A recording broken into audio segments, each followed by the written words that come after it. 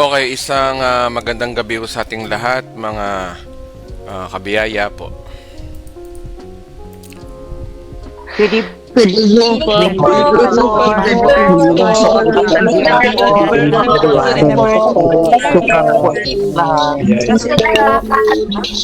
Karito po, Pastor. Happy first anniversary! Ating lahat. Anniversary po. Happy anniversary po! Light of Christ. Magandang gabi po! Good evening po. Magandang gabi po!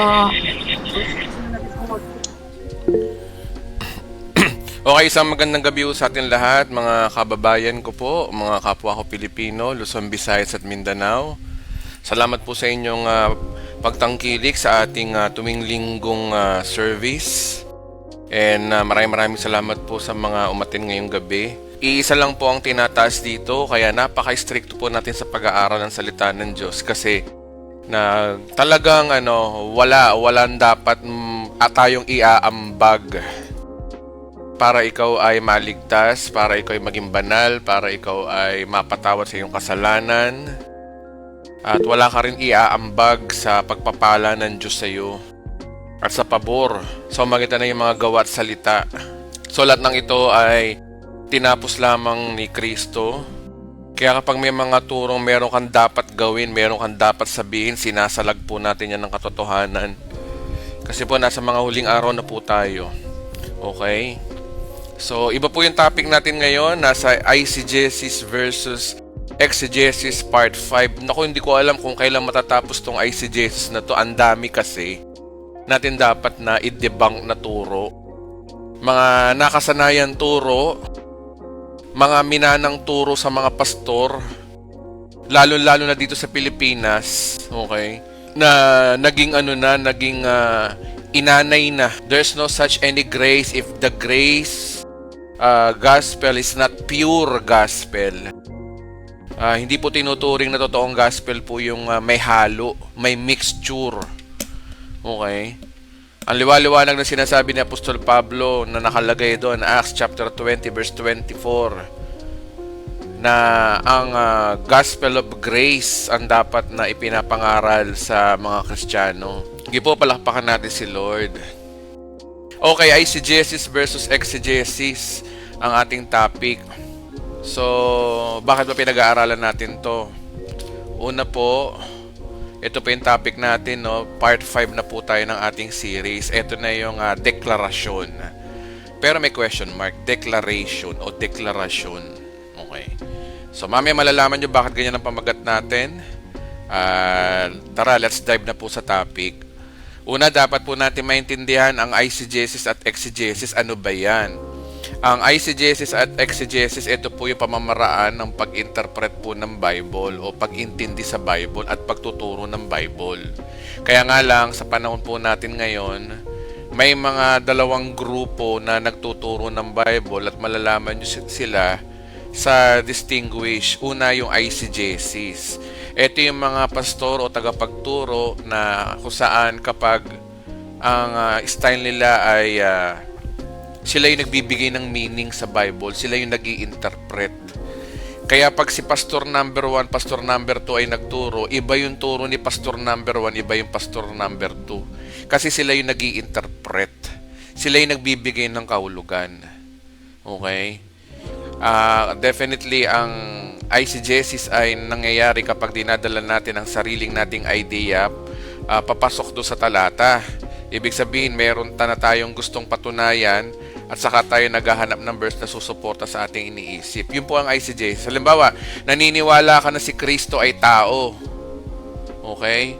So, in the first place, nasa yun na talaga yun. Wala ka pang binubuksang verse. Pero dahil nasa isip mo na si Kristo ay tao, hahanap ka ng verse na tutugma doon. Halimbawa, mayroon verse na paano ba mapapatunayan na si Kristo ay tao bagamat marami nagsasabing siya ay Diyos. Titingnan ko sa Bible. Hahanap ka ng verse na sinasabing si Kristo ay tao. Halimbawa, yung sinabi niya sa Timothy na ang taong si Kristo Jesus. O ayan tao nga nakalagay. Sabi ko na nga ba, kaya tao talaga si Kristo. Ayun na. Ibig sabihin nun, meron ka munang idea na gusto mong mangyari sa Bible, tapos yung Bible yung gagamitin mo. Yan po ay eisegesis. Halimbawa, naniniwala ka sa deklarasyon, no, declaration, na ano man yung i-declare mo mangyayari. Hahanap ka ngayon sa Bible na merong ganung verse, kahit na hindi naman yun yung context, dadamputin mo yung verse at papatunayan mo na totoo ang deklarasyon. Ang tawag po dyan, eisegesis. Ikaw yung nagbibigay ng kahulugan. Okay? Ikaw yung nagbibigay ng meaning. May talata sa Biblia, pinaniniwalaan mo. 'Di ba? Pinaniwalaan mo muna bago mo patunayan. Yun po ang eisegesis. Hindi kagaya ng exegesis, iba. Ang exegesis po ay kabaligtaran nito. Sa exegesis, hinahayaan natin magsalita yung Bible o yung teksto. Tinitingnan natin ang konteksto, yung original na salita, at yung layunin ng talata, yung motibo ng talata. Hindi natin pinipilit yung kahulugan. Hinahayin nating lumabas ang tunay na mensahe ng kasulatan. Yun po ang pagkakaiba. At sad to say, ang The Bride of Christ TV po ay nasa exegesis na po. Ayoko na po ng eisegesis. Gusto ko Bible na ang magsalita. Okay? Let the Bible speak. Kaya ngayon, iisa-isayin natin, ide-debunk natin yung sinasabi nilang deklarasyon. Ito nga yun. Titingnan natin yung mga verses sa Bible na nagsasabing declaration at aalamin natin kung talaga sinabi ba talaga, tinuturo ba talaga ng Biblia na magdeklara. Alam nyo ba yung idea ng declaration? Ang declaration po ay merong mga nagtuturo po yan, ang dami niyan, perverted gospel. Sandamakbak na perverted gospel yan at minsan nasa full grace na, tuturo pa ng ganyan. Na ang paniniwala nila na if you speak, it will happen dahil meron daw kapangyarihan ng dila daw natin.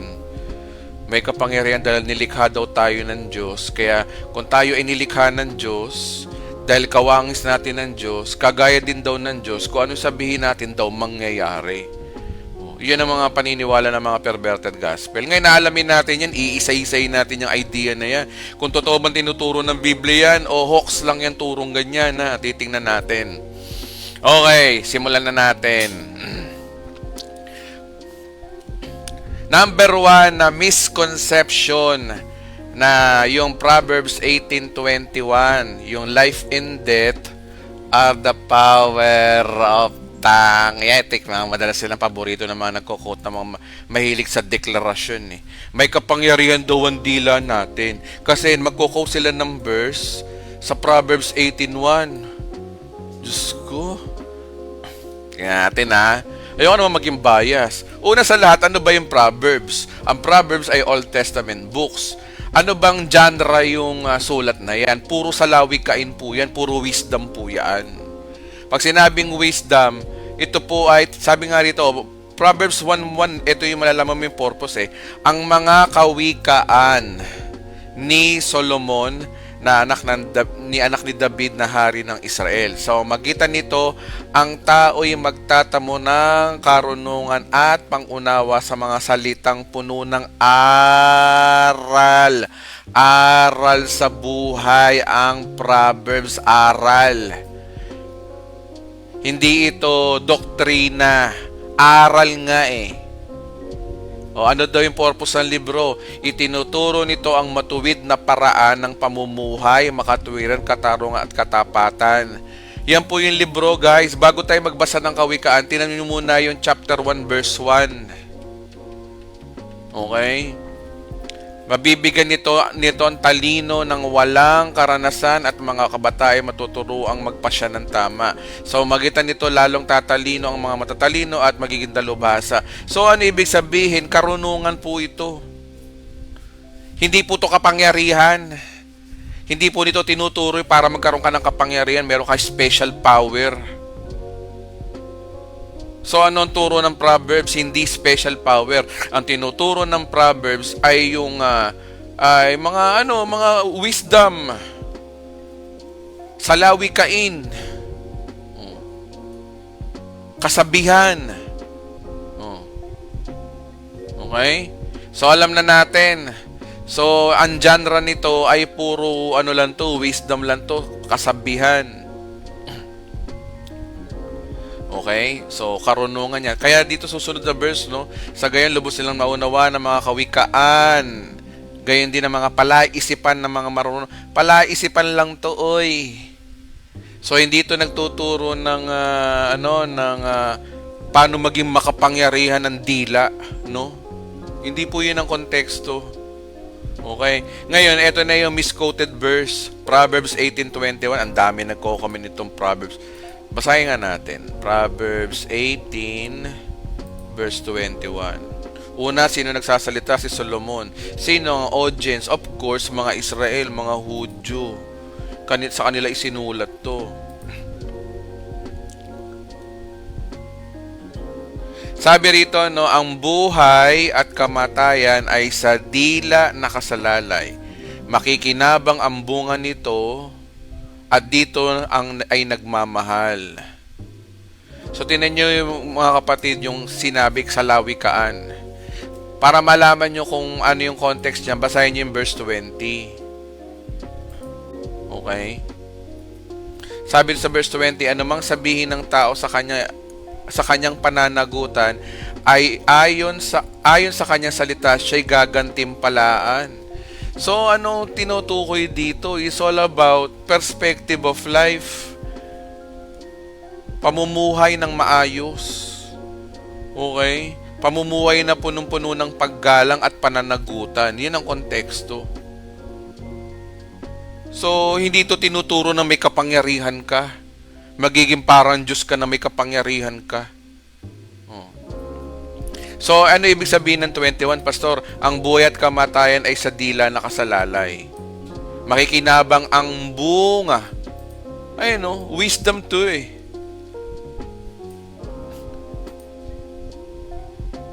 Sa ICJSIS, ginagawang basehan na ang bibig na ito ay may kapangyarihan lumikha at ng realidad. Yun sa kanila. Kung ano daw sabihin mo, yun daw mangyayari, makapangyarihan daw, nasa buhay at kamatayan. Ano ka, Diyos ka? Kaya kung ano ang i-declare mo, good or bad, yun ang mangyayari sa buhay mo. Parang ang salita mo yung nagiging source ng buhay at kamatayan. Mga kapatid, hindi po tayo Diyos. Para sabihin mo yung buhay at kamatayan nasa dila mo. Hindi yun ang ibig sabihin no. Ang ibig sabihin nito dito, yung pananalita mo, the way you speak. Ano ba nagiging common na nagiging kasalanan ng dila? Sa kung usapang ugali lang. 'Di ba yung chismis? O ano pa?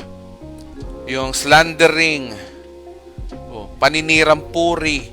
Yan yung kapangyarihan ng dila, nakakamatay talaga 'yan. Pag siniraan mo yung kredibilidad ng tao sa magitan ng yung dila, nakakamatay talaga, nakikreate talaga siya ng buhay at kamatayan. Metaphor, hindi literal. Hindi literal po na buhay at kamatayan yan. Metaphor lang po yan, ibig sabihin. O bakit? ICJSIS, kayo lang may sabi niyan. Kasi hindi nyo binabasa, hindi nyo inaaral mabuti yung talata. Ang problema kasi sa mga Pilipino, ang hihilig sa mga madalian turo, mga shortcut teaching, tuwan-tuwa si Satanas dyan eh. Okay?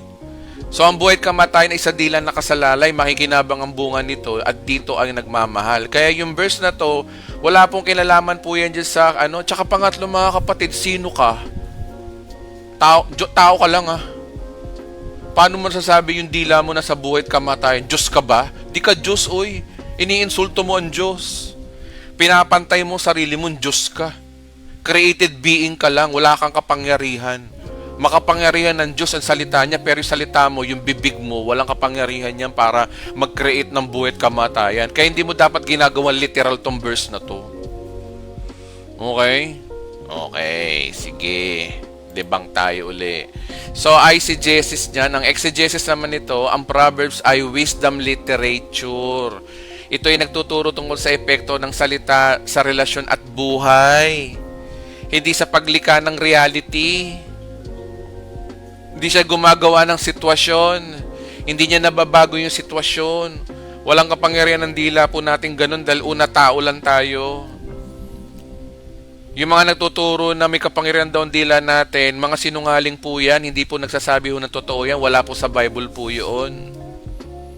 Ang totoong sinasabi ng Bible, yung dila daw natin nakakasira daw ng buhay ng tao. Kaya nga sinabi, di ba ni James, yung dila daw ay parang timon na barko na pagkaliit-liit na bahagi, lakas makasira ng buhay. O ililiteral mo ba yun? Hindi yung literal. Ang meaning noon, nakakasira ng buhay ng tao. Yun ang konteksto noon. Kaya yung dila natin, hindi nagtuturo na makapangyarihan ng dila natin sa pagiging creator. Okay? Kundi ano tinuturo ng Biblia, ang kapangyarihan lang natin, ng mga manira na may buhay, yun daw yung kapangyarihan daw ng dila. Yun ang tinuturo ng Biblia, hindi dun sa magic words mo. Na illusion lang, nag-i-illusion lang po tayo mga kapatid. Mga kapatid, pag may pastor nyo nagtuturo ng ganun, mga kapatid, ano yun na, huwag niyong pakinggan, wala sa Bible. ICJSS po yun. Kasinungalingan po yun. Kasinungalingan po ng Diablo yun. Alam nyo, si Satanas noon pa lang, ganyan na yung Diablo si Satanas. Di ba nga si Eva at Adan, tinukso nila, totoo ba na sinabi ng Diyos na kapag kinain mo, mamamatay kayo? Hindi kayo mamamatay. Kung totoo, hindi totoo yun. Magiging kagaya kayo ng Diyos. Si Satanas, lagi niyang ini-inject sa atin, nakapantay natin ng Diyos. Kaya isa sa pandarayan ni Satanas yung ganyan, yung may kapangyarihan daw yung dila natin na para tayong Diyos. Hindi yung totoo yun. Illusion lang po yun, nakakahaka lang po yun, wala ko sa katotohanan. Sige nga, magsalita ka ngayon, nangyayari ba? Oh, di naman nangyayari ninyo. Sige nga, tumaya nga kayo sa loto. Oh, sana manalo ako sa loto. Sige nga. Ang hirap kasi sa atin, ang hilig ng ibang mga Pilipino, ang hilig sa pantasya. Kasi kapapanood natin ng telenovela sa mga TV, sa mga internet, mahilig tayo sa powers. Ang hilig-hilig natin sa powers, no? Ano ka, Power Ranger ka ba? Diyos ko, kapapanood ng Darna.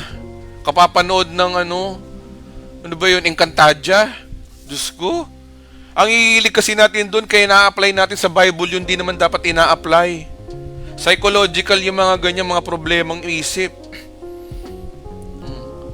Feeling nila sila si Perena. Ay, Diyos ko. Si Perena daw siya, may apoy daw yung... Alam mo, meron pa akong pastor na nakilalang ganyan eh. Sabi niya, ang anointing daw ng Panginoon sa kanya ay may thunderbolt anointing. Diyos ko, saan niya pinagkukuha ng pastor yun? Alam mo, niloloko kayo ng mga pastor nyo. Huwag kayong loloko, papaloko dyan. Tingnan nyo yung Biblia nyo. Kahit ako, pa nagtuturo, tingnan nyo rin kung nasa Biblia ba to. Mga kapatid, magkaroon kayo, i-single out nyo yung sarili nyo, humawak na kayo ng Biblia nyo. Marami na manluloko ngayon. Huwag kayong amen ng amen sa pastor, huwag kayong palakpak ng palakpak sa pastor. Hindi naman pinapalakpakan nyo mga, dapat ang Diyos ang pinapalakpakan nyo. Saka pupunta ng simbahan, ang pangalan ng simbahan, kapangalan niya. Imbis na si Kristo yung pangalan pangalan niya. Saka nakakita ng ganun. Halatang tao ang tinataas, hindi Diyos eh. Di ba? Kaya huwag kayo maniniwala sa mga pastor na mga ganyan, na mga, tawag dito? Mga kulang sa pansin. Okay, next. Debunk na yan na Proverbs 18:21. Next. 2 Corinthians chapter 4, verse 13. Ito ay another misconception na naman ng verse na madalas binabato ng mga mahilig sa deklarasyon. Okay, basahin natin muna, no? Sabi ni Pablo ganito. Ito si Pablo na to, guys. Deceiving to, guys. Makinig kayo mabuti. Iisa-isay natin. 2 Corinthians chapter 4, verse 13.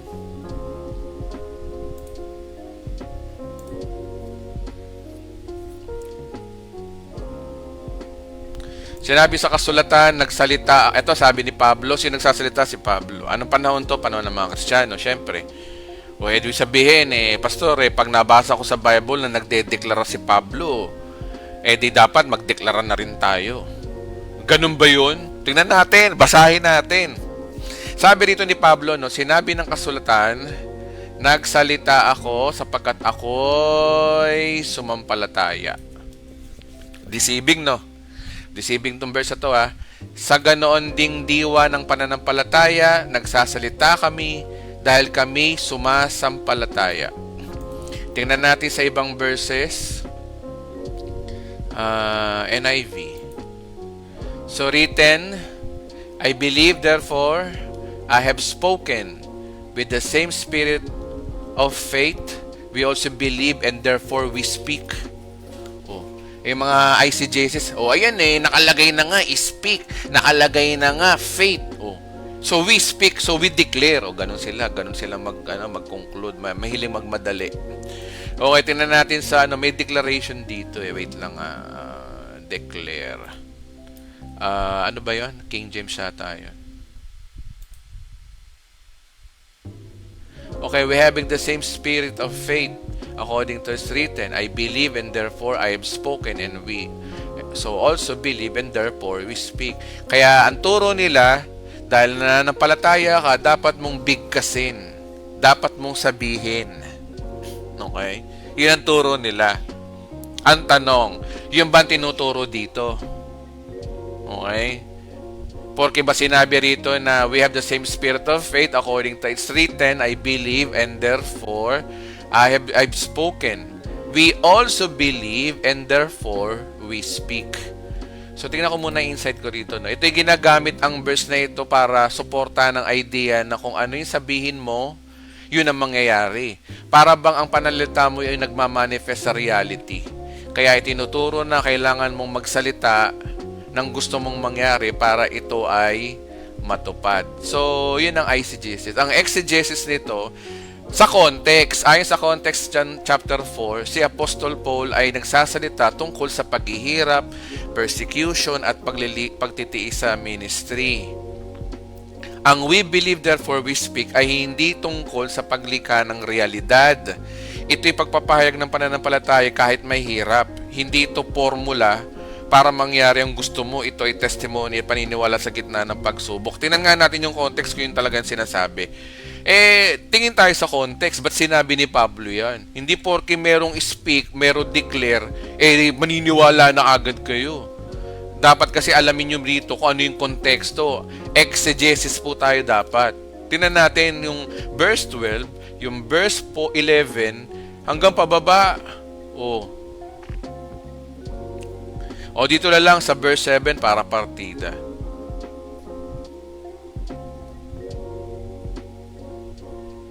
Okay. Verse 1 na lang talaga para sigurado mga kapatid. Ito maraming nagtuturo nito na dinidefend. Context. Verse 1 tayo. Dahil sa habag ng Diyos, ibinigay niya sa amin ang paglilingkod na ito, kaya't hindi humihina ang aming loob. So, nagpapatotoo si Pablo dito na dahil sa habag ng Diyos, ibinigay niya sa amin ang paglilingkod na ito. So, ibig sabihin, anong klaseng pananalita to? Anong statement ito? Ito ay statement of what? Statement of testimony. Nagpapatotoo si Pablo. Nagkukwento lang siya. Hindi siya nagtuturo Nagkukwento lang. Okay? Okay. Sabi rito, tinalikuran namin ang lahat ng lihim at kayahiyang gawain, hindi kami nanloloko sa mga tao at hindi namin pinipilit ang salita ng Diyos. So ano ang daloy ng sulat ni Pablo? Tinalikuran namin ang lahat ng lihim ng kayahiyang gawain, hindi kami nanloloko ng mga tao. So ano yung daloy ni Pablo dito? Nagpapatotoo siya at ito'y alam ng Diyos, kaya't handa kaming sa pahatol kanino man. So ano nangyari? Kung may tabing ang magandang balitang pinapahayag namin, ito ay natatabingan lamang sa mga mapapahamak. Hindi sila sumasampalataya sapagkat ang kanilang isip ay binulag ng Diyos ng kasamaan ng daigdig na ito upang hindi nila makita ang liwanag na magandang balita tungkol sa kalawalatian ni Kristo na siyang larawan ng Diyos. So, ibig sabihin, pinapatotoo ni Pablo dito na yung mga nangyari sa kanya, meron daw hindi naniniwala. Parang sa atin, marami ako mga basher, maraming hindi naniniwala. Bakit? Kasi ang sabi daw dito, sapagkat ang kanilang isip daw ay binulag ng Diyos ng kasamaan ng daigdig na ito. So, pareho kami na nararanasan ni Pablo, bulag kasi yung iba, binulag ng dyablo. Pinapakita mo na nga verse by verse, ayaw pang maniwala. Yun yung mga bulag talaga. Bulag na bulag yun, mga kapatid, tandaan yun. Bulag yun. Ito yung binabanggit ni Pablo. Pero ang daluyan ng kwento ni Pablo dito ay nagkukwento siya. Pinapaliwanag lang niya na yung pagmimission nila Ito yung mga nangyayari, mayroong mga hindi naniniwala kasi sila yung mga bulag. Verse 5, hindi namin pinapangaral ang aming sarili, kundi si Kristo bilang Panginoon at kami lingkod ninyo alang-alang kay Jesus. Yan, susunod si Pablo dito. Next, ano mangyari? Sapagkat ang Diyos nagsasabi, mula sa kadiliman ay sisilang ang liwanag at siya rin nagbigay ng liwanag sa aming isip upang makilala namin ang kalawalatian ng Diyos na nahayag sa mukha ni Kristo. Nagpapatotoo pa rin si Pablo rito, hindi siya nagtuturo, nagpapatotoo, nagte-testimony, hindi to nagtuturo. Okay? Iba yung nagtuturo, iba yung nagte-testimony. 'Di ba sa simbahan may ganyan, merong preacher, merong nagte-testimony. Ang ginagawa ni Pablo, hindi siya nagtuturo, nagte-testimony siya. Okay? So, tingnan natin in continuation kung nagtuturo ba si Pablo rito o nagpapatotoo lang. Ngunit kami pinagkalooban ng kayamanang espiritual na ito na hamak na sisidlan lamang tulad ng palayok upang ipakilala ang dakilang kapangyarihang ito ay sa Diyos at hindi sa amin. Kabi-kabilaan ang pagpapahirap sa amin, ngunit hindi kami nalulupig. Kung minsan nababagabag kami, ngunit hindi nawawalan ng pag-asa. Nagtuturo ba si Pablo nito? Hindi. Nagpapatotoo siya. Ayan nga sabi, yun nga yung pinaka motibo ng manunulat. Nagkukwento siya na kabi-kabilado yung pagpapahirap daw sa kanila. Ngunit hindi raw sila nawawala ng pag-asa, hindi sila lulupig. Minsan nababagabag daw sila. Ano pa yung patotoo ni Pablo? Inuusig kami, ngunit hindi kami pinababayaan ng Panginoon. Napapabagsak kami, ngunit hindi tuloy napapatay. Hindi siya nagtuturo si Pablo rito. Nagpapatotoo siya. Verse 10, lagi namin taglay sa aming katawan ang kamatayan ni Jesus upang sa umagitan ng aming katawan ay mahayag ang kanyang buhay. Lagi namin taglay ang katawan ng kamatayan ni Jesus. Metaphor talaga to, malalim talaga si Pablo. Okay, so ano yung statement niya? Nagtuturo siya? Hindi, nagpapatotoo lang siya. Verse 11, habang kami nabubuhay, lagi kami nabibingit sa kamatayan alang-alang kay Jesus upang aming katawang may kamatayan ay mahayag. Saan daw? Sa kanyang buhay, ang kanyang buhay. Statement pa rin to ng patotoo. Verse 12, at habang dahan-dahan namamatay, kayo na may nagkakaroon ng buhay. Yun yung sinasabi ni Pablo dito, yung mga paghihirap daw nila para sa inyo, habang dahan-dahan daw silang namamatay o nahihirapan, kayo naman daw yung nagkakaroon ng buhay. Ano yung nagkakaroon ng buhay? Ibig sabihin, nagkakaroon sila ng kaliwanagan sa salita ng Diyos. Sa pagtuturo ni Pablo sa kanila. Yun ang meaning nito. Kasi nga nagpapatotoo lang si Pablo rito. Kung ito'y patotoo, ano yung nangyari sa 13? Sinabi ng kasulatan, eto pa, hindi naman si Pablo may sabi, sinabi lang daw ng kasulatan. Ano tong kasulatan na to? Anong kasulatan yan? Ano daw yung nakalagay sa kasulatan? Nagsalita ako sapagkat ako'y sumasampalataya. Sa ganon ding diwa ng pananampalataya, nagsasalita kami dahil kami ay sumasampalataya. So ano ibig sabihin yan? Ibig sabihin na nagpapatotoo kami. Tingnan natin yung pang-proper hermeneutics. Tingnan natin totoong sinabi. Totoong sinabi. Punta tayo ngayon sa King James.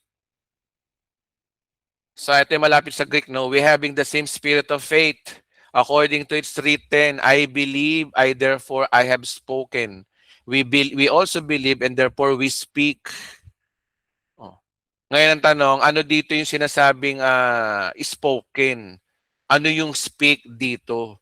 Ito ba ay deklarasyon? Deklarasyon ba yan? Kahit ba yan ay nasusulat, kahit na nag-quote lang ng verse si Pablo, hindi naman siya ay may sabi. Tingnan natin ngayon sa King James na may Greek, yung spirit of faith, pistis. Pag pistis, past tense, na faith. According to what? Believe. Pistio or future tense yung ng pistis. Pag pistis na faith, pag faith na past tense, pistis. Kapag future tense na faith, pistio. Magkaiba. Okay? May natutunan ko lang yan nakaraan. Okay, next. I have spoken. At ito dito magkakatalo. Ano yung spoken dito? Ayan, basahin nyo. Ayan, no? Preach. Speak after, talk, utter. Nangangaral. Speech. May declare ba sinabi? Wala. Hindi yun ang meaning ng na sinabi. Ang malalim yung preach, nangaral. Or talk. Pag-verve. Oh. Wala namang malinaw na sinasabing kahit man lamang na decree or declare. Wala. Nasaan ang declare dyan? O, kita nyo na? So ano yung ibig sabihin ni Pablo dito? Kung ta-translate natin to ng tamang translation, totoong sinasabi ng Bible, ganito. Sinabi ng kasulatan, nangaral ako sapagkat ako'y sumasampalataya. Yun ang ibig sabihin nun, nangaral si Pablo. Yun naman di ba yung context na sinasabi niya na nangangaral sila, meron pang ang bulag, di ba? Meron pang ang bulag Ayaw maniwala. Kaya nga sabi ni Pablo kanina, mga binulag ng diablo yung mga yan. Sa ganun din ang diwa ng pananampalataya, nangangaral kami dahil kami ay sumasampalataya. Pangangaral ay nasabi rito, hindi yung speak. O sabihin na natin na speech. Ano naman masama sa speech? Ang context kasi nito, nangangaral sila. Pero ang tanong, sinabi ba dyan na mag-declare ka? Sinabi ba ni Pablo? Bantayan pa natin. Baka sa 14, may sabihin siya na kailangan mag-declare. Kaya nga lang kasi nagte-testimony lang si Pablo dito Sabi sa 14, sapagkat alam naming ang Diyos ay muling bumuhay ng Panginoong Hesus na siya rin bubuhay na kasama si Jesus ang magdadala sa atin sa kanyang piling. Wala naman sinasabi mag-declare daw, di ba? Tingnan natin sa 15. At lahat ng pagtitiis ko ay para sa kapakanan ninyo upang ang pagdami ng mga makakatanggap ng mga kaloob ng Diyos. Lalo pang dumadami ang pagpapasalamat at pagpupuri ko sa Kanya. Nagpapatotoo lang si Pablo dito Nagkukwento lang, hindi naman siya nagtuturo 16, kaya't hindi kami nasiraan ng loob kahit tumina ang aming katawan lupa. Patuloy namang lumalakas ang espiritu araw-araw. Testimony pa rin. Ang bahagya at panandaliang kapaghitin dinaranas namin ay magbubunga ng kagalakan walang hanggan at walang katulad. O pag-asa to, na balang araw may kabayaran din yung kanilang mga ginawa. Verse 18, huling verse. Kahit ang paningin namin ay nakatuon sa mga bagay na hindi nakikita at mga bagay na hindi nakikita. At hindi sa mga bagay na hindi nakikita. Sapagkat panandalian lamang ang mga bagay na nakikita, ngunit walang hanggan ang mga bagay na hindi nakikita. Ngayon ang tanong, nasa ng rito, deklarasyon na sinasabi na nagpasalamat sila pero tinuro ba ni Pablo na mag-declare tayo? Wala naman May comment dito, ang tunay daw na sumasampalataya ay panigurado magsasalita patungkol sa kanyang sinasampalatayan. Okay, linawin natin yan, Pastor, no? Ang tunay na sumasampalataya, natural na magsalita tungkol sa kanyang pinaniniwalaan. Ito kasi sinasabi sa 2 Corinthians 4:13, ito rin yun. We believe therefore we speak. Hindi ito utos na magsalita para mangyari. Ito ay resulta lamang po ng paniniwala. Inuulit ko ang 2 Corinthians 4:13, hindi po ito utos. Walang sinasabing utos dyan na magsalita para mangyari. Ito ay resulta. Pag sinabing resulta, bunga. Bunga ng iyong paniniwala. Tama po yung sinabi nyo. Pero hindi tinuturo dyan, inuutusan tayo magsalita para manampalataya. Hindi. Ito ay resulta. Kaya kung ang idea natin, ito ay lisensya natin para mag-declare tayo at mangyari yung gusto nating i-declare, yun po yung mali. Pero yung sinasabi rito ay hindi po yan utos clarity natin hindi po sinasabi dyan na magsalita ka para mangyari, kundi maniwala ka, kasya magsalita ka. Okay? Linawin natin magsalita ka para hindi po yan sinasabi na magsalita ka para mangyari, kundi naniniwala ka, kaya ka nagsasalita. Si Pablo, kaya siya nagsasalita kasi naniniwala siya. Pero hindi niya sinasabi na nagsasalita siya para mangyari. Magkaiba yun. Okay? Magkaiba yun po yan, Pastor Russell Domingo. Magkaiba po yan. Sorry po. Ang totoo po yung sinabi nyo na ang tunay na sumasampalataya ay paniguradong magsasalita tungkol sa kanyang sinasampalataya. Ang tama ka dyan. Kaya nga lang kasi hindi lahat ay kagaya mo. Meron kasi nagtuturo na ito yung ginagawa nilang lisensya na verse na ito daw ang dapat mong sabihin para mangyari. Magkaiba po yun. Iba yung magsalita ka para mangyari, iba yung naniniwala ka, kaya ka nagsasalita. Okay? So ang doctrine sa grace, faith produce speech. Pananampalataya muna kaya ka nagsasalita. Belief produce confession. Faith muna bago mo sabihin. Hindi yung speech tapos produce reality. Hindi po ganon. Yun yung pinagdidina. Ito guys, deceiving to. Malalim tong pinag-aaralan natin. Ha? O yun. Yun nga ibig sabihin, Pastor. Ang sinasabi ni Pablo dito, naniniwala siya, kaya nagsasalita si Pablo. Pero kasi ang dinedebunk natin dito, yung nagsasabi nga, magsalita ka para mangyari. Ito yung ginagawa nilang verse. Magkaiba ho kasi yun. Kaya pareho po tayong tama. Tama po kayo, tama yung sinasabi ni Pablo, at tama rin yung sinasabi ko. Na kaya ako nagsasalita dahil nananampalataya ako doon. Pero tinututulan po ng Biblia, hindi ako, tinututulan po ng Biblia na ito yung verse na ito ay gagamitin mo na magsalita ka para mangyari. Magkaiba po yung mga kapatid. Spelling ko nga muna para maintindihan na natin. Wait lang Linawin natin. Ito lakihan natin. Ayan, lakihan natin. Ayan.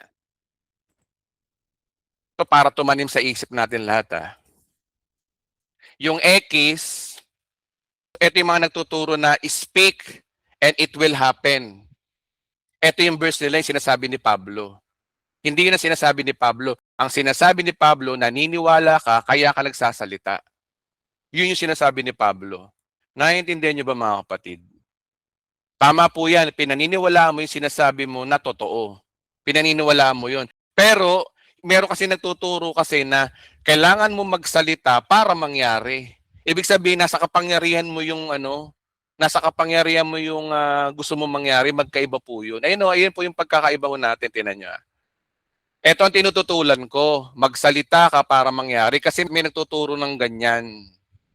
Wherein, hindi po yun ang tinuturo ng Biblia. Kaya tama po yung sinasabi nyo ngayon. Wala po akong tutol dyan kasi yan po yung sinasabi ng Biblia. Ito yung sinasabi ng Biblia. Alam nyo mga kapatid, magtatanong sa akin, Pastor, masama ho ba mag-declare? Masama kapag mali yung gamit. Kapag nagde-declare ka para mangyari ang isang bagay, yun po yung nagbibigay ng false hope. Pero kung nagsasalita ka lang dahil pinaniniwalaan mo, yung tinuturo talaga ng Biblia. Naiintindihan po ba natin mga kapatid? Yun nga, yung Numbers 14:28, hindi naman kasi tayo yun Yung mga galit ang Diyos doon, kapatid na Russell.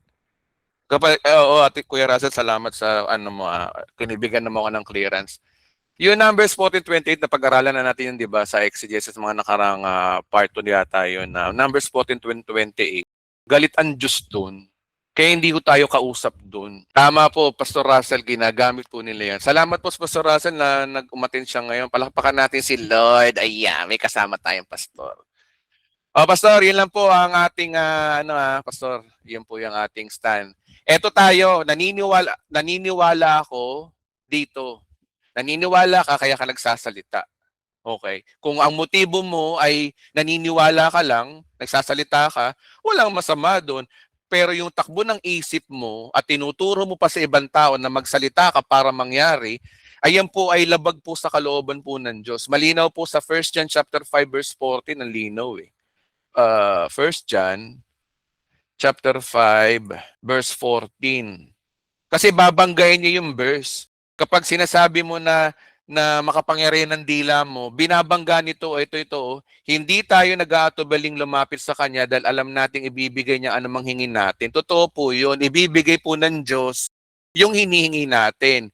Pero may kung ito'y naaayon sa Kanyang kalooban.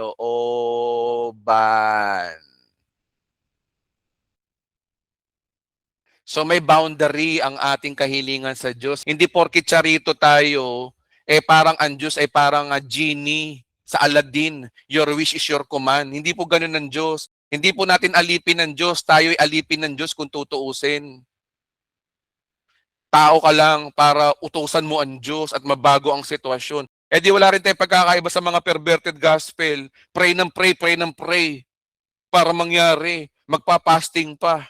Di ganun din, logic nun. You are trusting about how you speak. Works pa rin yun. Gospel of works pa rin yun. Mano magtiwala lang kaya tayo sa Panginoon, imbis na kontrolin natin ang sitwasyon. Ang problema kasi sa ating mga tao, sigurista tayo eh. Declare ka ng declare, ano motibo mo para siguradong mangyari. Yun ang nasa isip natin, para siguradong mangyari, magde-declare ako. Kahit hindi ka looban ng Diyos, loloobin ng Diyos. Yun yung nasa isip ng ibang tao. Yun ang nasa isip ng nagdedeklara. Yung sasalita para mangyari. Hindi natin dinedeny natin sa isip natin, pero nasa isip talaga natin, yun. Kahit hindi kalooban ng Diyos, pag nagdeklara ako, mangyayari. Wherein, malaking kalokohan yun. Nag-iilusyon ka lang, hindi ka Diyos. Di Pastor, mali talaga yung gumagamit ka ng prayer para may mangyari yung tama, iba. Oo nga, wala namang masama mag-pray. Ito nga yung verse, kabisaduhin nga natin tong verse na to. Ito, 1 John chapter 5 verse 14. Ito yung framing. Sinabi diyan na ano man daw hingin natin, ibibigay ng Diyos, pero ayon sa kanyang kalooban. Tututulan niyo pa ba yan? Hindi naman ako may sabi niyan eh. Ako ba may sabi niyan? Okay? Pag hindi nangyari, nagtatanong, ba't di Okay, continue na natin guys ha. Hindi naman yan ang topic natin. Pero sige, inilinaw lang natin. Balik tayo sa pag-aaral natin. Next.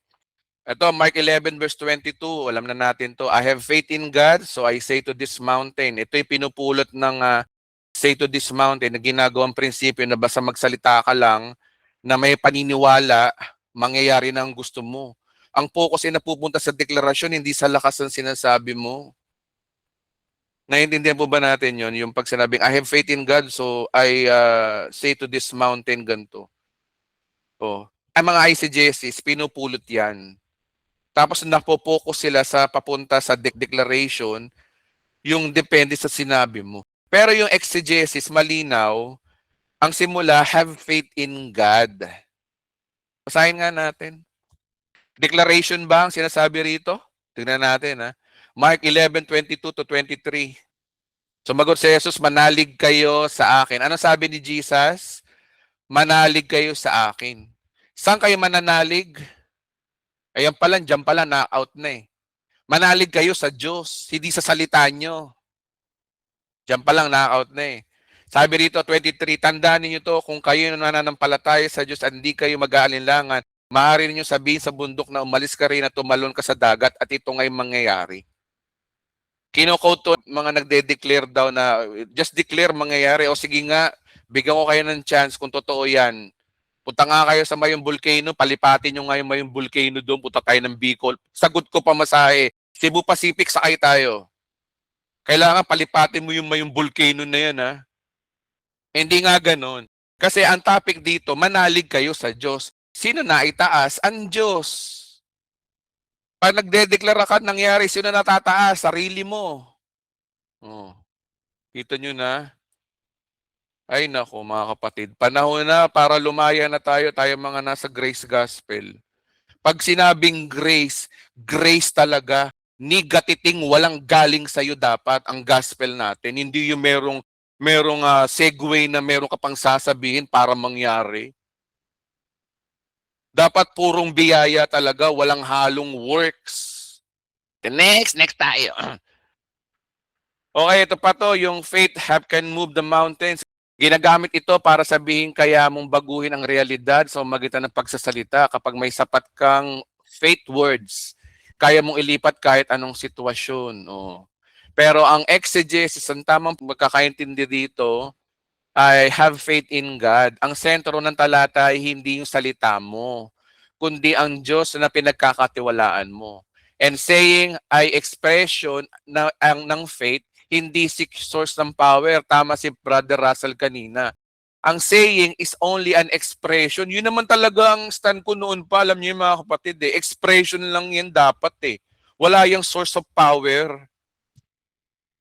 Wala masama sa expression, pero kung sasabihin mo nababago ang sitwasyon mo, yun po yung tinututulan po ng Biblia o silent ang Biblia. Kapag silent ang Biblia, manahimik tayo, hindi tayo dapat nag-a-assume. Ay si Jesus po yun. Ang saying ay expression of faith. Hindi bibig ang gumagalaw ng bundok. Diyos ang gumagalaw. bilang tugon sa pananampalataya sa Kanya. So ibig sabihin mga kapatid, kung nananampalataya ka ng bundok na to'y lilipat, pag nangyari yun, kalooban ng Diyos. Pwedeng hindi niya loobin. So sino pa rin ang masusunod? Ang Diyos kung kalooban niya. Saan tayo babagsak? 1 John chapter 5 verse 14, ano mang hingi natin mangyayari, pero ayon sa kanyang kalooban. Maaring ipanalangin mo, Panginoon, paliparin mo po itong mayong volcano na to. Ang tanong, kung loloobin ng Diyos. Nasa Diyos na yon. Ngayon, kapag tumugon ang Diyos doon, di wow, ikaw na.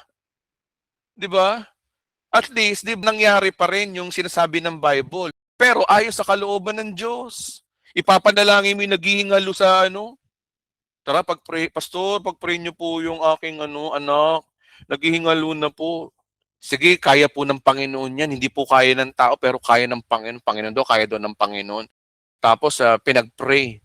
Namatay. Ay, Diyos ko. O, sino napahiya? Ikaw. Meron naman pangyayari, pinag-pray mo, gumaling. O, magmamaylaki ka. Ayan pinag-pray ko yan. Nag-declare ako, nangyari. O, lumaki ulo mo. Hindi mo alam, mag-pray ka o hindi, kung nakatakdang mabuhay, mabubuhay yun kahit hindi ka nag-pray.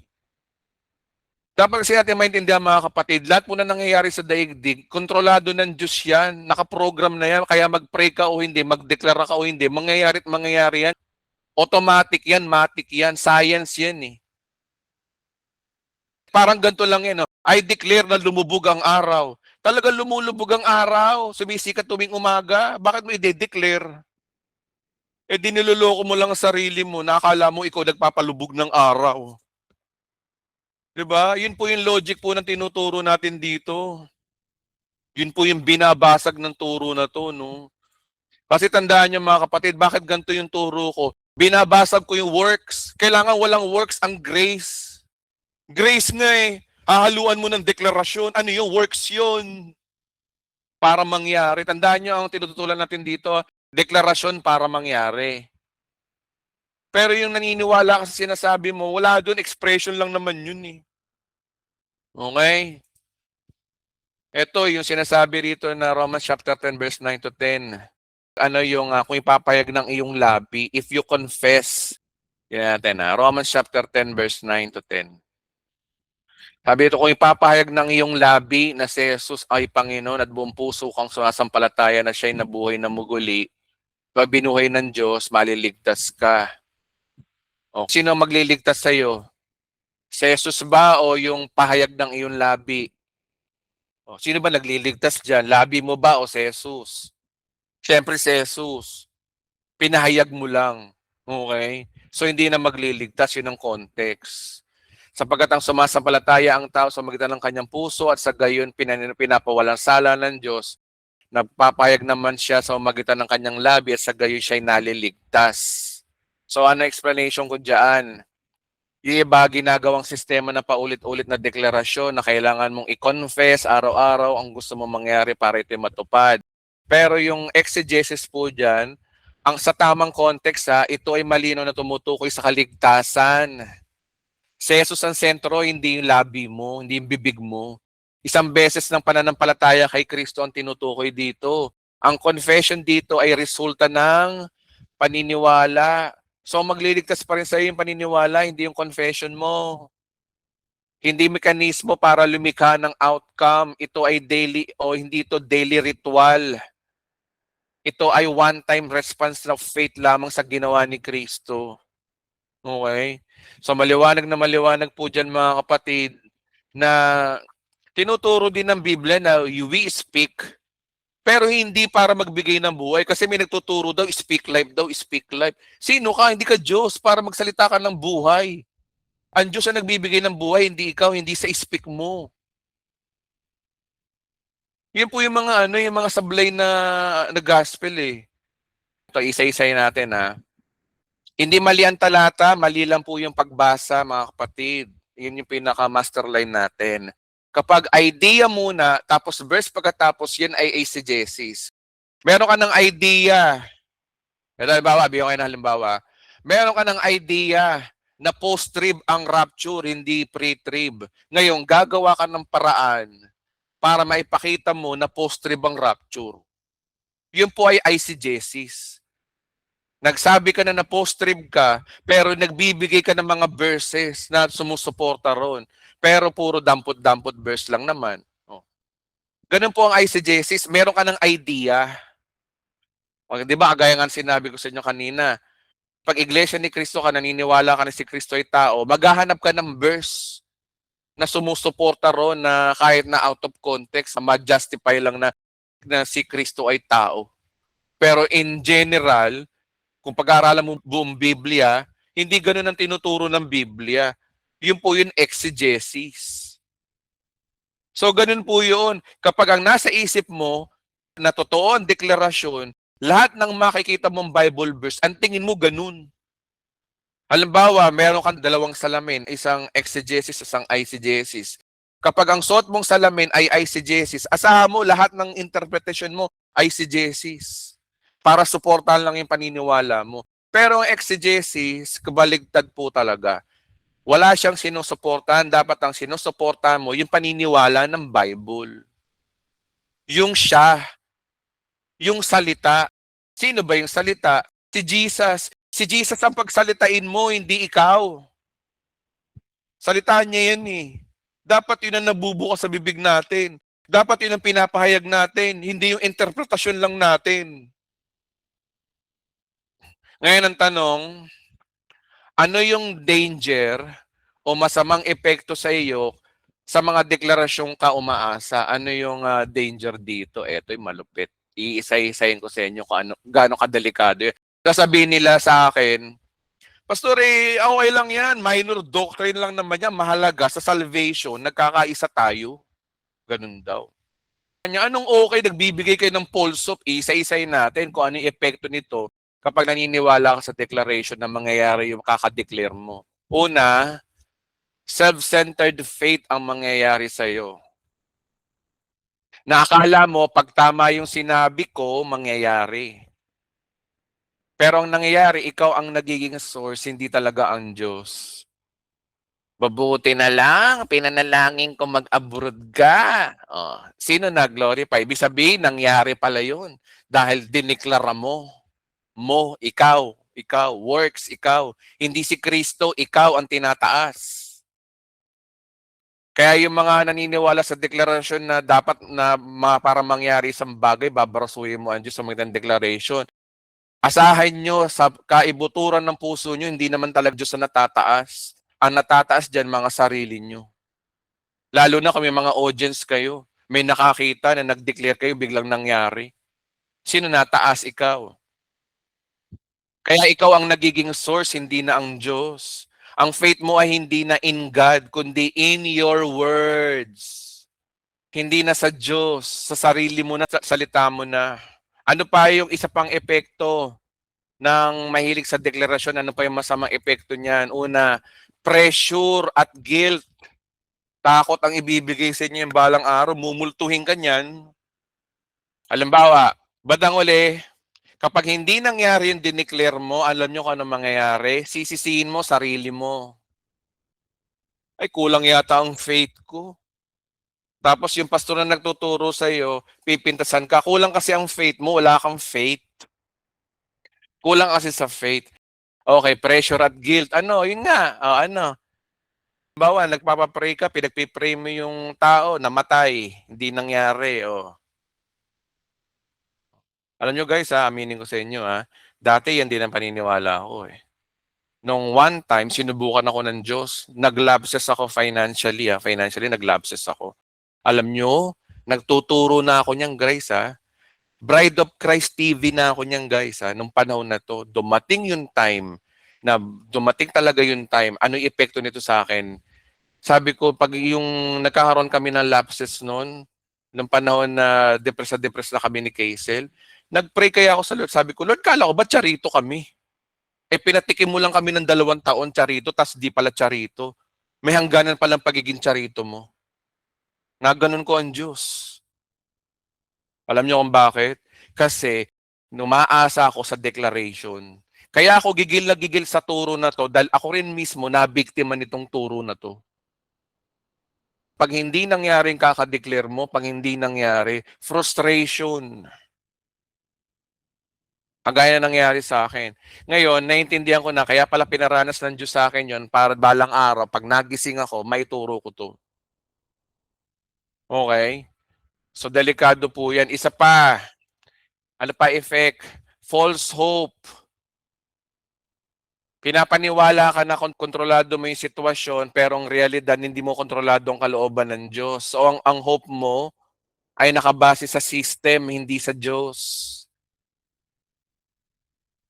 Kaya delikadong ituro to. Sabihin daw nila minor doctrine. Tingnan nyo nga yung epekto niyan, yung turo na yan. Ayan, no? False hope. Ito pa ang problema sa mga Kristiyano ngayon, ha?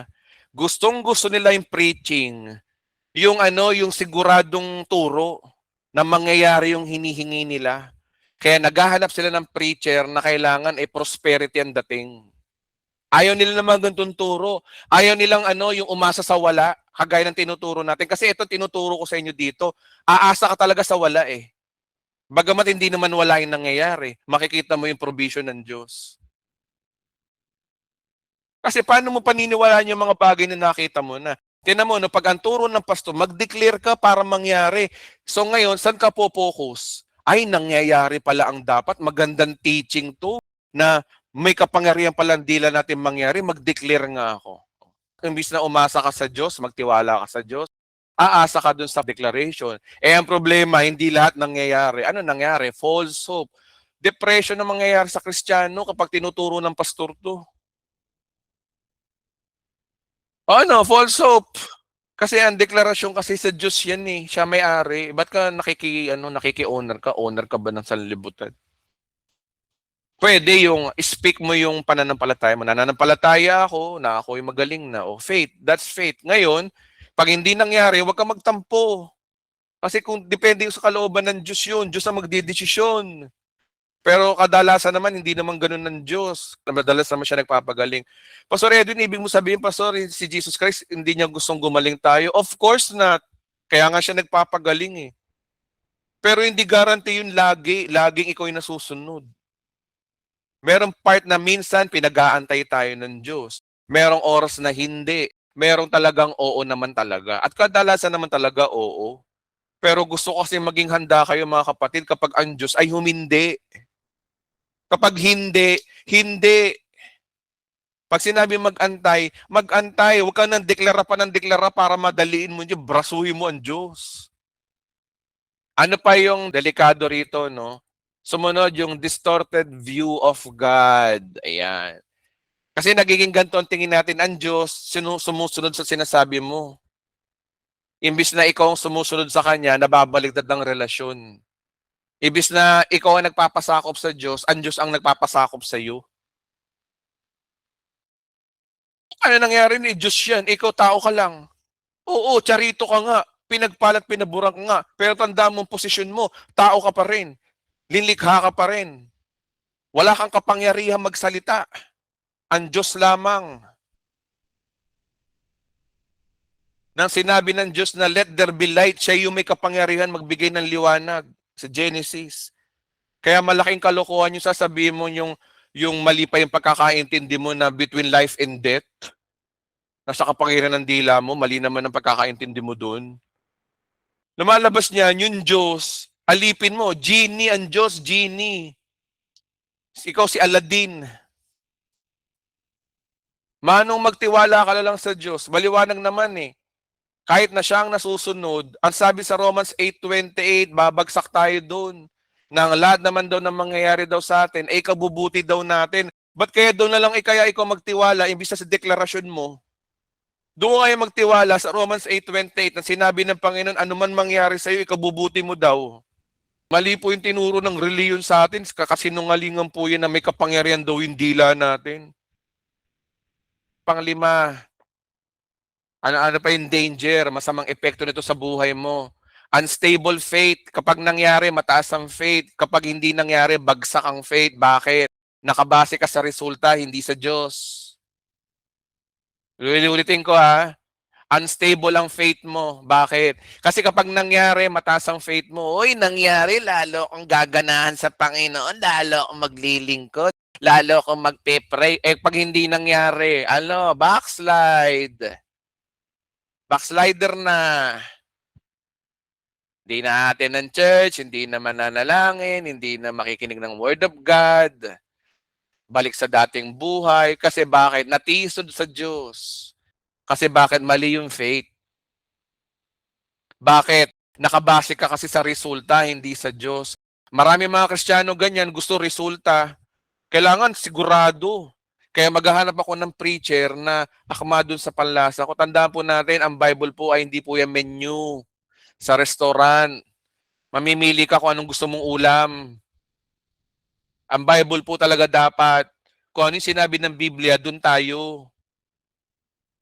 Ano pa, yung pinakapang-anim, rejection of grace, etong malupit. Baka ikapahamak mo pa to. Hindi mo napapansin, unti-unti mong pinapalitan si Kristo. From finished work of Christ to declaring for declaration.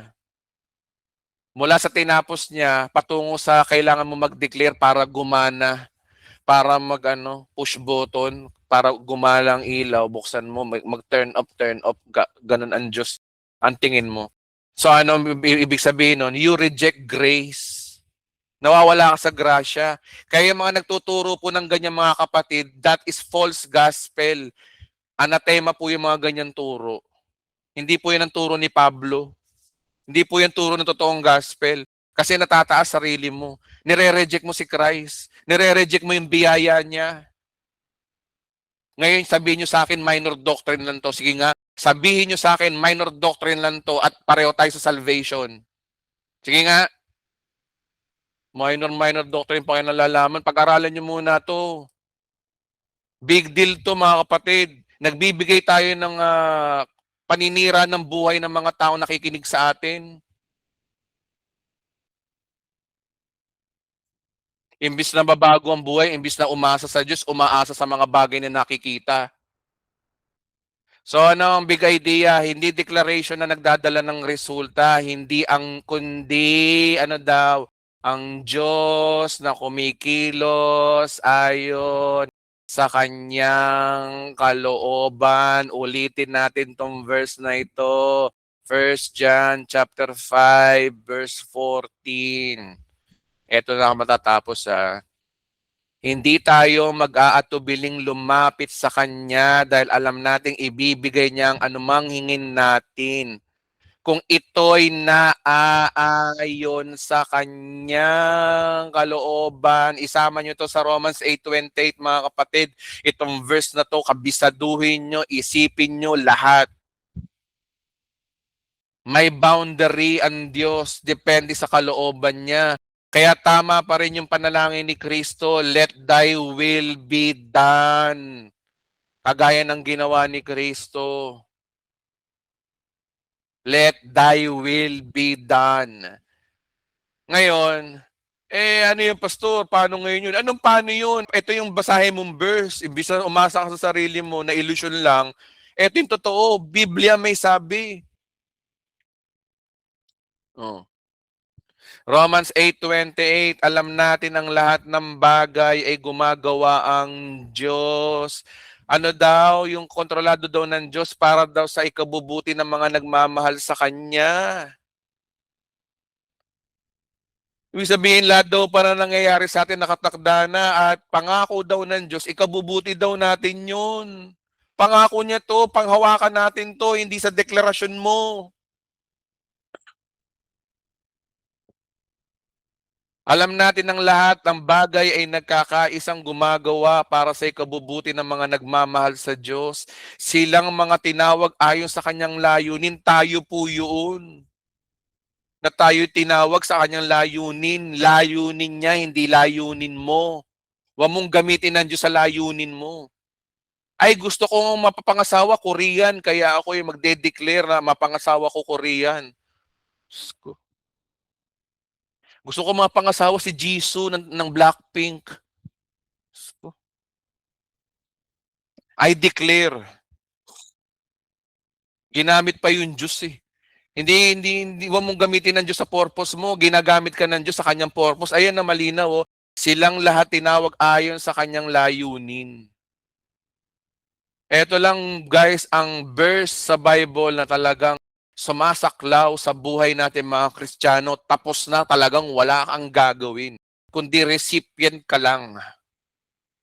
Ang aantay mo na lang biyaya ng Diyos talaga at makikita mo yung kapangyarihan ng Diyos sa buhay mo kapag sa Kanya ka nagtiwala, hindi sa kaano-ano mang mga bagay na galing sa iyo. Makikita at makikita mo, pangako ng Diyos sa atin yan mga kapatid. Panghawakan po natin yan, lumaya na po tayo, tayo mga nasa full grace. Lumaya na ho tayo. Kailangan ang gusto ng Diyos talaga, 100% pagtitiwala sa Kanya, kahit anong mangyari. Hindi sa mga pangako ng pastor. So maraming salamat po. Pasensya na po, napahaba po. Ano tayo, magpahinga po tayo sa biyaya ho po ng Diyos. Rest in His grace. Kapag halimbawang ganyan ang isip natin, talagang payapa ang buhay. Okay. Kasi alam mo na mangyayari. Di ba kapag napanood nyo yung pelikula, napanood nyo na, pag inulit nyo, di ba, di na kayo kakabahan? Kasi alam nyo na mangyayari. Ganun daw yung nasa biyaya. Kasi ito na sinabi na ng Diyos sa atin eh. Yung ending daw natin, ito daw yung buhay natin. Lahat daw ng mangyayari daw sa atin ay ikabubuti daw natin. Pangako ng Diyos yan. Gusto nyo makita ang buhay nyo bilang Kristiyano? Basahin nyo lang tong Romans 8:28, yan ang buhay natin. Alam mo na kahit anong mangyari sa buhay mo, alam mo ang ending, ikabubuti daw natin yun.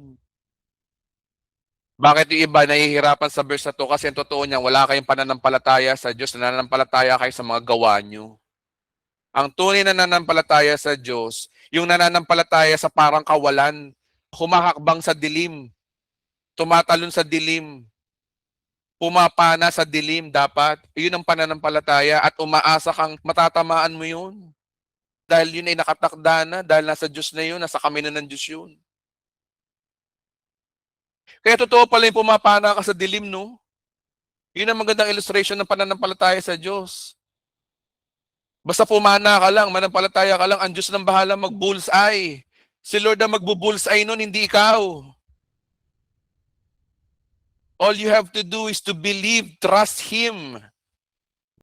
Okay, maraming salamat po. Pwede na po tayo magtanong.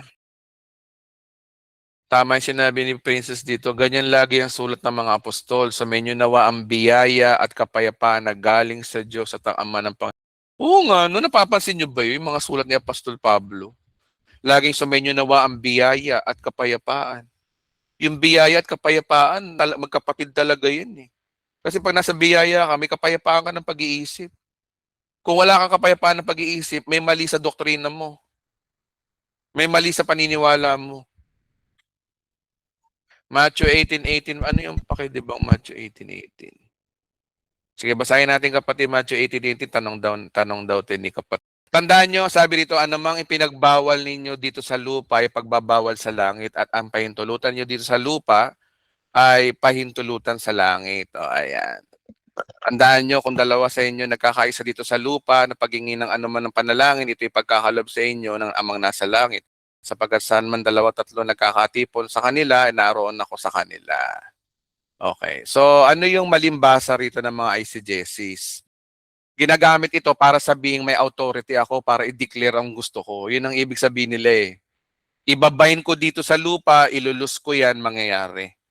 Kung ano man yung i-bind o ano man yung talian ko sa lupa.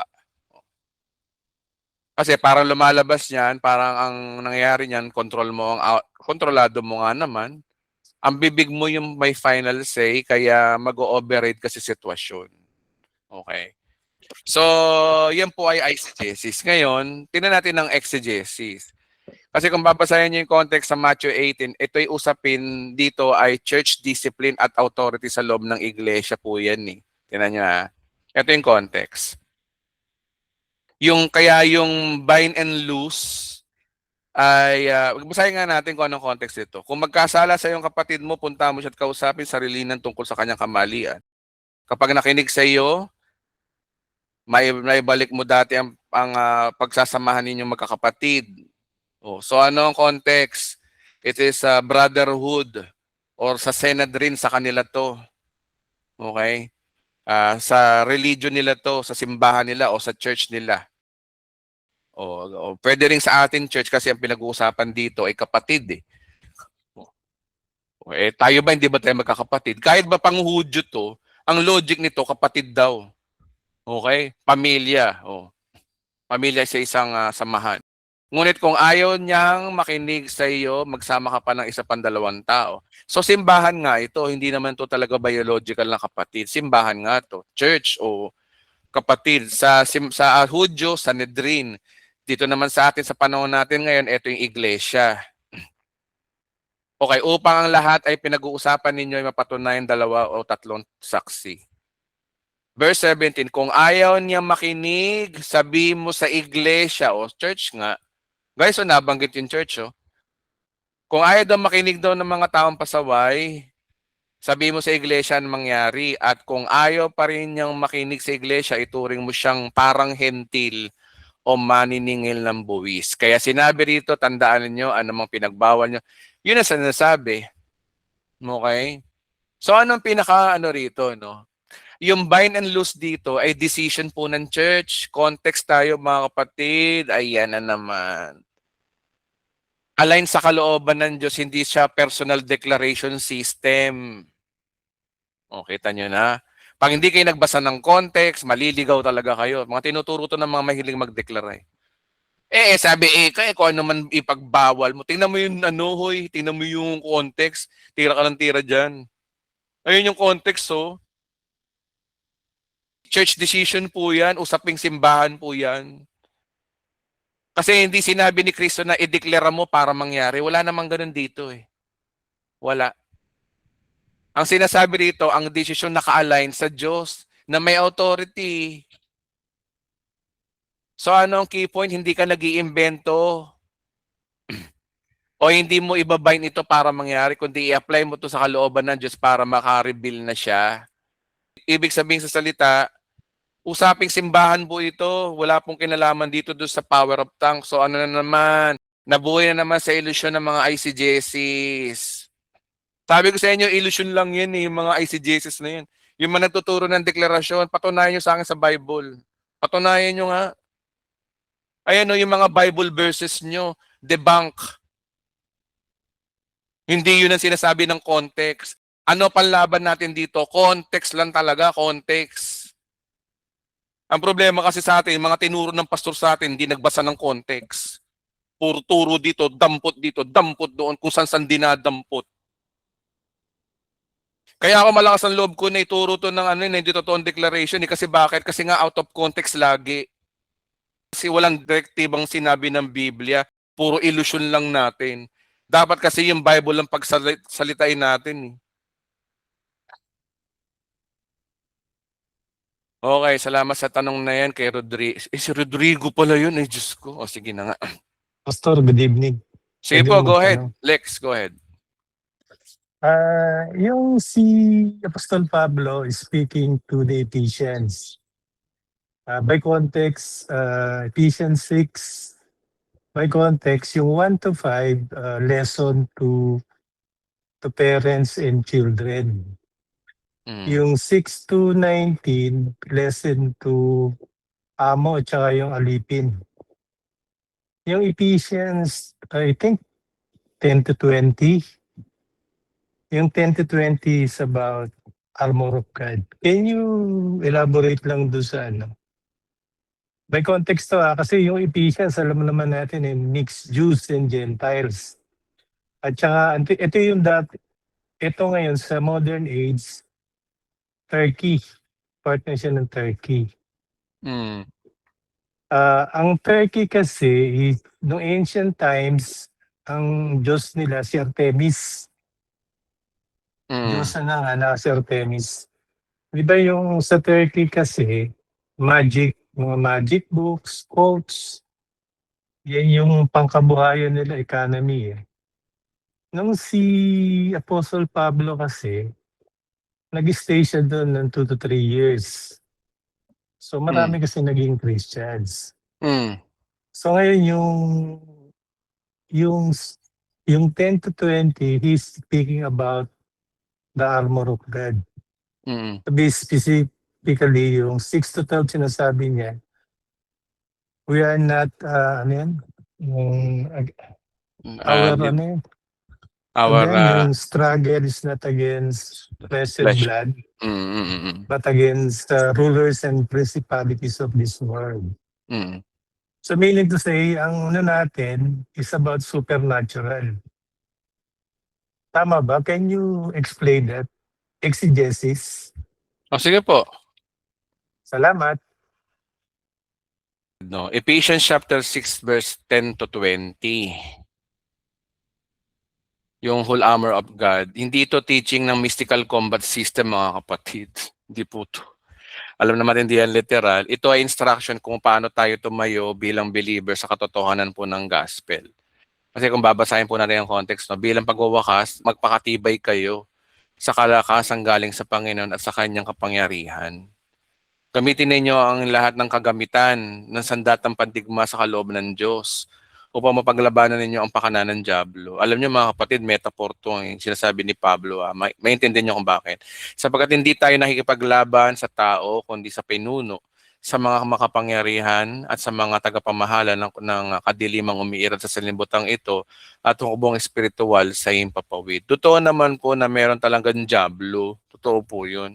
Nakatira sila diyan sa diyan sa heavenly realm, diyan lang sa taas. Okay. Ngayon, gamit tayo ng rules of interpretation. Tandaan niyo mga kapatid, kapag ang isang salita, simbolo, malalaman niyo kung simbolo kung imposibleng mangyari sa katotohanan. Okay?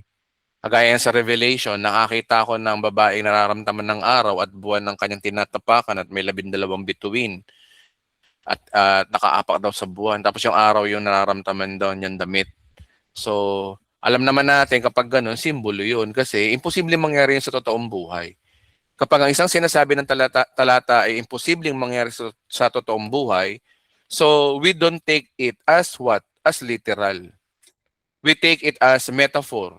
Hindi spiritual, nakakagulo yung spiritual.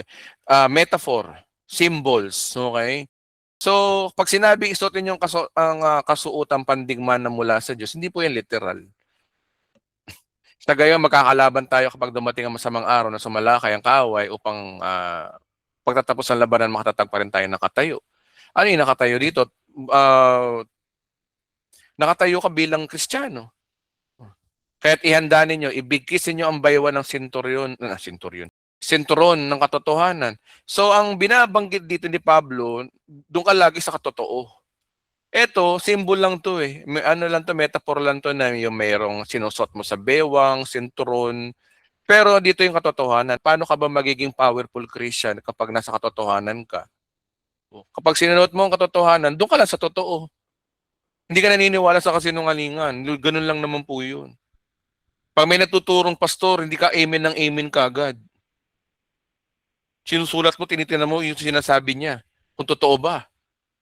Yun po yung taong mahilig sa katotohanan. Kaya yun ang sinasabi ni Pablo dito. Para hindi ka mapaglinlangan ng demonyo. Alamin mo muna yung katotohanan. Paano yung malalaman mo yung katotohanan? Mag-aral ka ng salita ng Diyos. At isuotan sa dibdib ang baluti ng katwiran. Oh. Yung katwiran, paano ba tayo naging matuwid sa Diyos? Nananampalataya tayo sa ginawa ni Kristo na tayo naging banal na. At pwede rin yung katwiran na yan, mabuhay ka sa maayos, maging maayos ka sa pakikisama sa kapwa mo, sa sarili mo, etc. Basta regarding sa katwiran, mapa-Diyos man o mapa-tao. Isuot ninyo sandalyas ng pagiging handa sa pangangaral salita ng Diyos. Huwag tayo mag-focus sa sandalyas. Mag-focus tayo na yung pangangaral doon ng mabuting balita ng kapayapaan. Handa ka mag-share. Para daw siyang sapatos na handa ka mag-share ng Word of God. Kasi tuwing nag-share ka ng Word of God, kasangasa ka sa Word of God.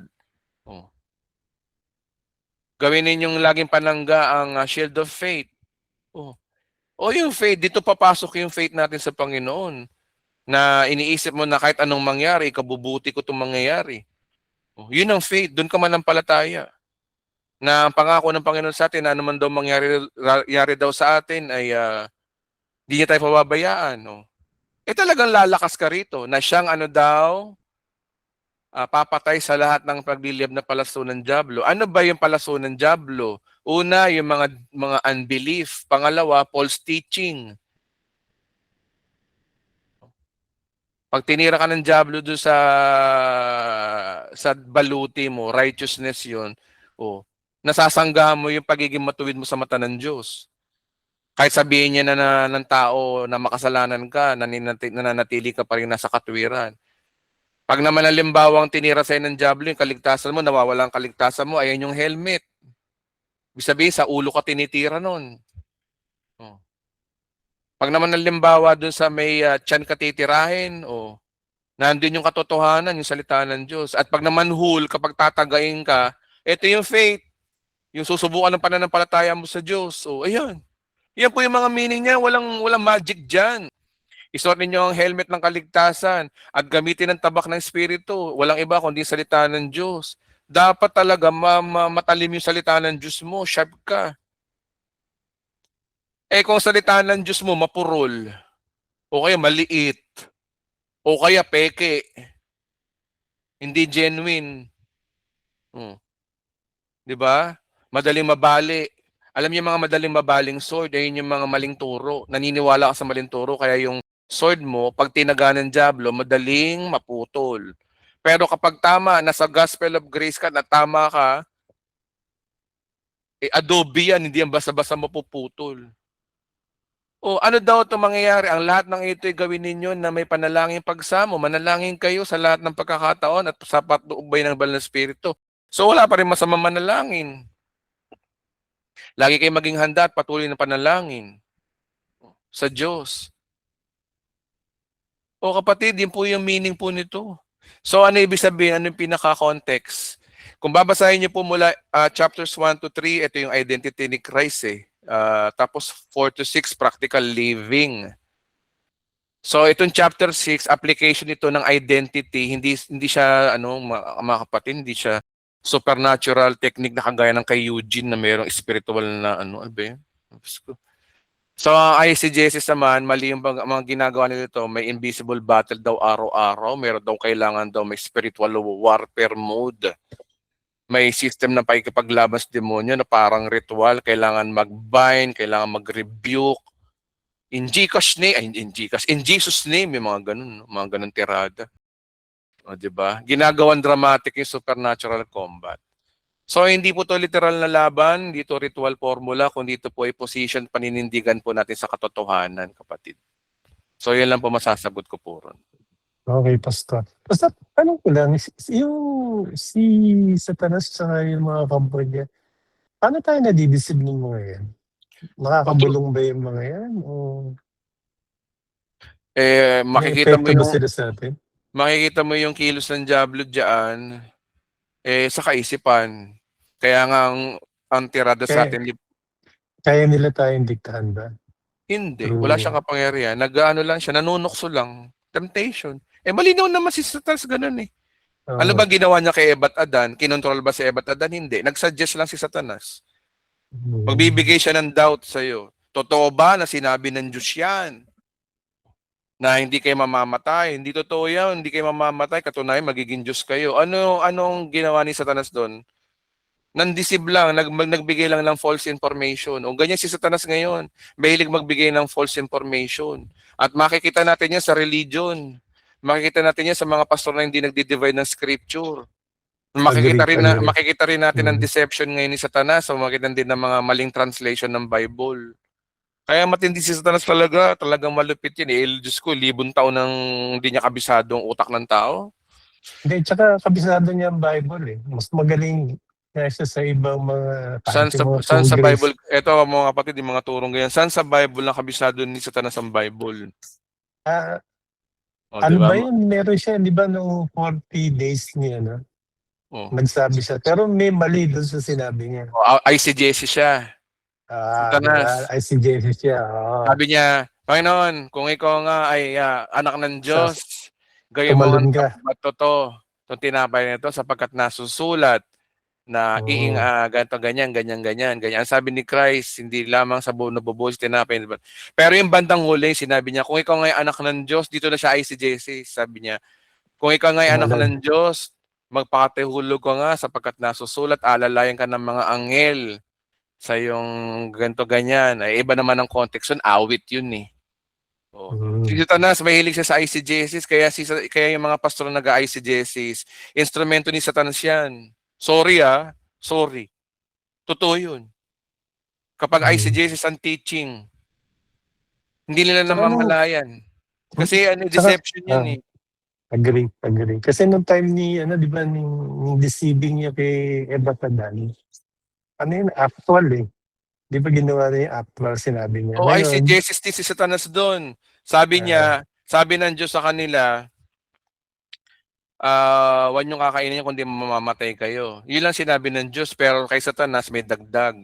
Hindi totoo yan, katunayan nga, magiging Diyos kayo, na parang Diyos na malalaman niyo ang mabutit masama. Oh. May dagdag. Diba? Ganyan si Satanas. Sa, basta pag regarding sa deception, nandiyan si Satanas. Sabi ng iba na may control sa sitwasyon, may nagbabagyo, hindi. wala, kalokohan yun.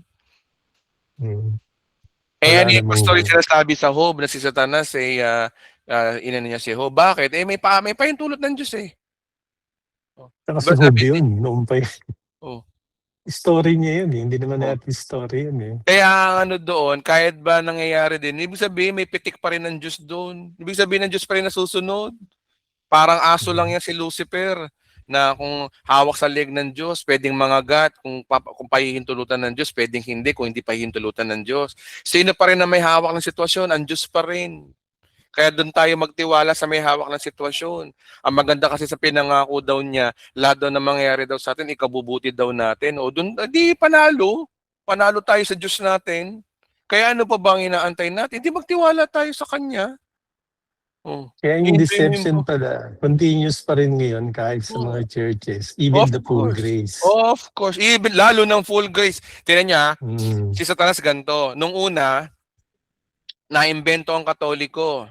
Kasi kaya naimbento ang Katoliko para yung mga Kristiyanong, yung mga mananampalataya ay, di ba, tinan mo, panahon ni Moses. Tinan mo ganito man si Satanas eh.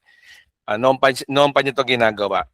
Dati, naniniwala sila na ang Diyos ay espiritu. Kaya anong ginawa ni Satanas? Nagtayo ng reliyon ng pagano. O, di ba? Nagkaroon ng pagano. Ngayon, hindi umubra yun. Ang ginawa naman ng Diyos, nandiyan si Moses, tinayo ang reliyon ng Judaism. So, anong ngayon na nangyari?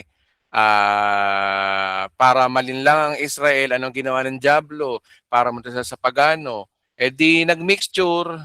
Nung panahon ni Jesus Christ, natatagang Kristyanismo, nagkaroon ng pag-iisip si Satanas. Ano kaya para ma-deceive mga tao na mapunta sila sa idolatry?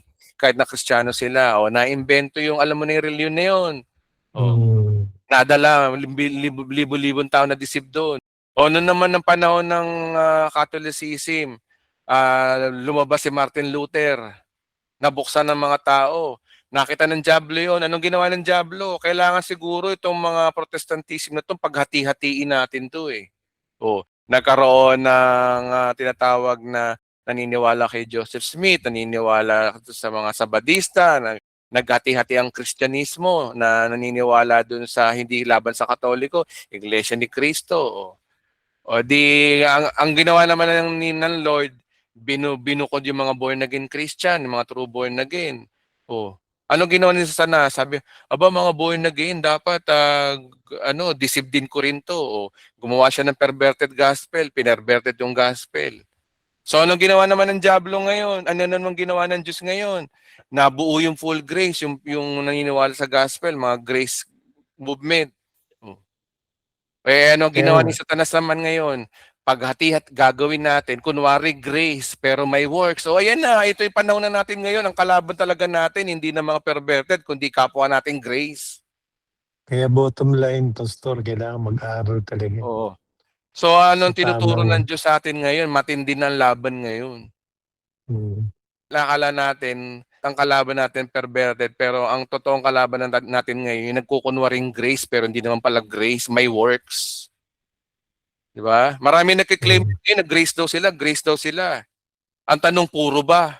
Baka hindi puro. Kaya matindi ang demonyo ngayon, matindi talaga siya. Puro may Gcash, tsaka may... Kaya ang pinaka-safe talaga na gospel, para hindi ka maligaw, yung gospel na binigay ng Diyos kay Pablo talaga. Yun talaga yung dapat natin Yun ang pag-aralan. sinusundan ko, Pastor, kaya pinag-aaralan ko ng gusto. Kasi yung 7 churches talagang tinitignan ko mabuti. Mm. Yun Kaya lang, Pastor. kaya mga Maraming kapatid, salamat. nasa panahon na tayo ng deception. Kaya kung ako sa inyo, matindi na yung mga teaching ngayon. Kung ako sa inyo, mag-aral kayo mabuti. Aral Pastor, kayo. kanina lang pala sinabi ni Trump, tapos na yung gera ng Iran. Oh, di wow. Kanina panood ko. Kasi. Oh. Kailangan patunayan niya. Minsan kasi hindi naman ganun eh. Ceasefire, pa mamaya nagpuputo ka na naman. Yun nga, sana. Kasi nga, Sana. anong sana? Ito mo magkagera. Hindi, alam nyo mga kapatid, hindi lalabas ang Antikristo kapag may gera. Oo. Kapayapaan siya eh. Kaya kung gusto niyo Yeah. lumabas ang Antikristo, kailangan matalo ng Iran para lumantad na yung gusto ng kapayapaan dyan. Kasi si Antikristo gusto niya kapayapaan. Kaya bago lumabas ang Antikristo, kailangan talaga payapa ang paligid. Doon siya lalabas. Hindi yung panahon ng kaguluhan ngayon. Malinaw naman sa Bible po yun na she is a man of peace. At saka malinaw sa Bible na yung Gog and Magog, ito yung panahon na ang Israel ay tahimik, walang border, bigla lang silang lulusubin. Yun ang pero ngayon kasi ang Israel ngayon, 'di ba, hindi naman ganoon eh. Protektado ng Amerika, naka-red alert. Hindi pa 'yan. Ang totoo kasing end times kasi, yung panahon ng Israel ay tahimik at merong leader na magsasabi na eto sa katahimikan natin, magtayo na kayo ng templo nyo 7 years. Yun na. Yun ang antayin natin. Dati yun talaga yung senaryo. Salamat, Pastor. Thank you. Pag-usapan po natin yan sa Revelation chapter, mga chapters natin. Hindi po ako nag-exegesis na naman. Exegesis po yan. Mapapatunayan po natin sa pag-aaral po natin. Okay, 9:58 p.m. Maraming salamat po mga kapatid. Masanay na kayo sa akin. Salamat po sa sumuporta po at bumati ng anniversary ng physical church po natin. Maraming salamat. Alam nyo po, hindi ko po pinalano. Alam nyo mga kapatid, hindi ko pinalano magpastor. Hindi ko pinalanong magtayo ng church. Dati nga, ayoko nga ng pastor. Ngayon naman, nagtayo naman ng church. Mga kapatid, hindi ko pinalano. Katunayan nga, ang nilagay kong pastor doon, hindi ako eh. Hindi naman ako pastor ng Bulacan eh. Si Pastor Harold, yung did you know? Siya yung nilagay kong pastor doon kasi nga ayoko nga magpastor. Ang gusto ko lang talaga online. Ang ginagawa ko ngayon, dito ako masaya. Kaya mga kapatid, sa totoo lang, wala akong kadiserte sa talaga magpastor. Kaya nga lang, ang Diyos parang binabraso ko na lang, hindi ko maintindihan. Pasensya na kayo, struggle pa rin ako sa pagpapastor ko. Pero isang bagay lang ang gusto ko yung parating sa inyo, mahal na mahal ko po kayong lahat. Gusto ko po kasi kayong matuto. Gusto ko kasi kayong magmabulag. Ayoko maligaw kayo. Yun lang naman po yung gusto kong mangyari. Hindi ako dyan sa mga titulo-titulo na yan. Hindi naman yan eh. Magra-rapture na, Diyos ko. Kaya maraming salamat po sa mga bumati na lang po. Salamat po sa inyo. Siyempre, gusto ko pa rin pagsigawan sa buong mundo yung mga taong involved sa pagtayo ng church na ito physically. Salamat po sa inyo. Ayoko na lang magbanggit ng pangalan. Alam niyo na kung kayo yun. Alam niyo na kayo yun. So maraming salamat po at see you po uli. At nga pala mga kapatid, announcement starting on April, na bago na po ang ating schedule mga kapatid ha. Ang schedule na po natin ngayon ay lumipat na po ng Sundays. Lahat po Sundays na po. Yung ating Saturday morning broadcast sa YouTube, ilipat na po natin ng Sunday morning. Balik na po tayo ng Sunday. Alam niyo naman kung ba't ako nag-Saturday, di ba? O ngayon wala nang dahilan, balik na tayo ng Sunday. Kaya pagdating po ng April, Sunday na po tayo. At yung ating Bible study, kagaya po ngayon, eto na, masanay na kayo ng Sunday night at 8 p.m. Nabago lang naman ng araw. Para nang sa ganun po ay isang bagsakan na lang ang aking pagiging busy tuwing linggo. Physical church sa Bulacan, online dito. Para buong araw lang ako busy. Para sumunod na mga araw ay puro trabaho at pahinga naman ng alam niyo naman, syempre, strategy lang naman talaga to. Para magkaroon ako ng magandang paglilingkod sa inyo, hindi ako stress, hindi ang laki ng ibag kong yun, nagtuturo ako. Diyos ko, laki ng ibag ko, ay naku, ayaw ko na. Okay, so maraming salamat po. I love you all. Good night. Thank you, We love you too, Pastor. Good night po. Good night, everyone.